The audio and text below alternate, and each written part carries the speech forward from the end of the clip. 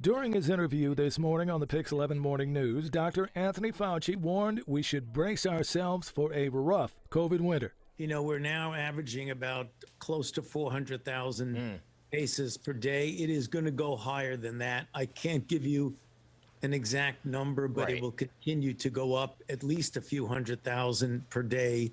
And as the fight against the virus and its Omicron variant rages on, Fauci also expects further clarification from the CDC on ending the COVID-19 isolation period after just 5 days for people not exhibiting symptoms. You've got to make sure that society remains functional for the health of society, and you try and strike a balance of protecting people from being infected, but yet allowing people to return sooner, namely after 5 days as opposed to 10 And days. that brings me. In New York City, the daily average of the past 7 days shows 33.5% of New Yorkers who testing positive for the virus, more than 31,000, with hospitalizations and confirmed deaths trending up.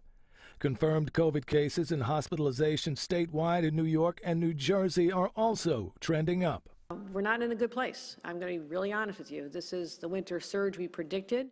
New York Governor Kathy Hochul rolling out the state's winter surge plan to keep kids in school, promote masking and vaccines with the aim of preventing severe illness and deaths.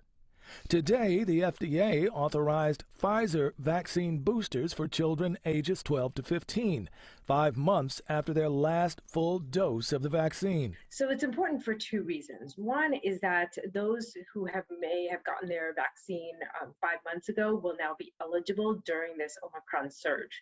So instead of leaving those sort of out in the backyard and having to wait an extra month, you are able to now vaccinate a larger group of kids, because remember, not everybody got their initial series of vaccine when it was available. Pediatric infectious disease expert Dr. Mandeep Kainth says vaccines have proven effective against the much more severe Delta variant, and adding the booster is needed as we see more of the highly transmissible Omicron variant. The other reason that it's important is because, as I was mentioning, we do want to have as many boosted people in the population, and we want to get these kids into school.